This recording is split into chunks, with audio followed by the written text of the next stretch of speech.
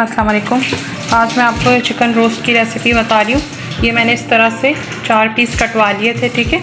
उसके बाद फिर ये है हाफ़ कप दही और हाफ़ कप इसमें पानी है। इसको इस तरह से लस्सी जिसकी तरह का और ये बना लीजिएगा इस तरह से। उसके बाद मैं ये लूँगी 2 टेबल स्पून सोया सॉस है, ठीक है। उसके बाद मैं लूँगी 1 टेबल स्पून पिसी लाल मिर्च है, 1 टीस्पून ये गार्लिक पाउडर है।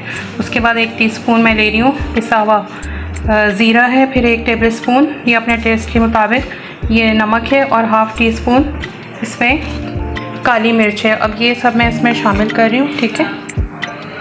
और सोया सॉस डालूँगी और उसके बाद फिर मैं जब भी मैरिनेट करूँगी तो फिर आपको बताती हूँ। ये मैंने ये देखिए ये 2 टेबल स्पून के हिसाब से मैंने सोया सॉस डाल दिया। अब मैं इसको मैरिनेट करती हूँ, फिर दिखाती हूँ। ये मैंने इसका सारा मसाला मिक्स कर दिया, ठीक है। अब इस तरह से ये एक पीस लेंगी और इस तरह से डिप करके रखती जाएंगी।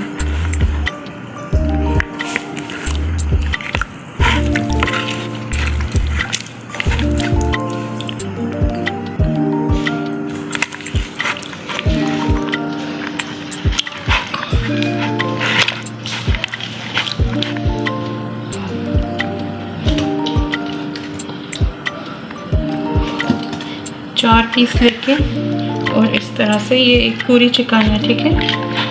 और इसको आप 2 घंटे के लिए इस तरह से रखें और 2 घंटे के लिए इसको फ्रिज में रख दीजिएगा। अब आप 1 कप मैदा लेंगी, हाफ़ कप आप कॉर्नफ्लोर लेंगी, 1 टीस्पून नमक या एज़ पर टेस्ट लीजिएगा। उसके बाद काली मिर्च हाफ़ टी स्पून और हाफ़ टी स्पून पीसी या कुटी लाल मिर्च लीजिएगा। 2 अंडे उसको बीट कर लीजिएगा अच्छी तरह से। अब आप इसको जब इसका टाइम पूरा हो जाए तो आप सबसे पहले इसको मैदे में डिप करिएगा और इसको अच्छी तरह से हाथों से इस तरह से आप हर तरफ लगा लीजिएगा। देख लीजिए। और उसके बाद दोबारा से इसको अंडे में डिप करके हर कहीं से इसको हाथों से फैला लीजिएगा और फिर दोबारा से इसको वापस मैदे में फिर से उसी तरह से पोर करिएगा मैदे को। दोबारा मैदे में जब कोट हो जाएगा तो फिर आप इसे रखती चली जाइएगा, फ़ौरन इसको फ्राई नहीं करिएगा और इस तरह से इसका क्रस्ट नहीं बनेगा, बल्कि वो तेल में इसका सब ये जो कोटेड मैदा है ये सब छूट जाएगा। तो फिर उसके बाद डीप फ्राई करने के लिए कढ़ाई में तेल डालिए और उसको तेज़ आंच पे रखिएगा।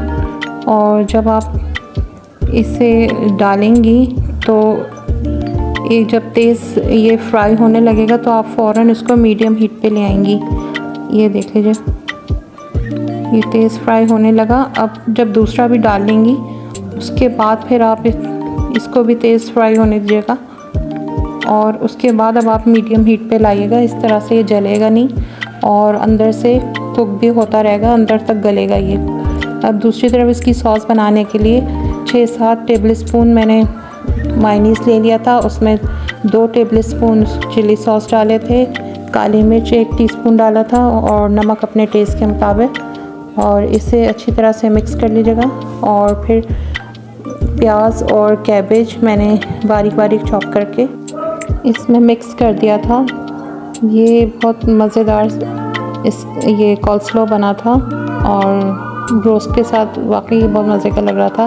प्याज अमूमन कैबेज डाली जाती है कॉल्स्लो में, लेकिन अगर आप प्याज भी डाल दीजिए तो प्याज का अपना ही अलग टेस्ट आता है।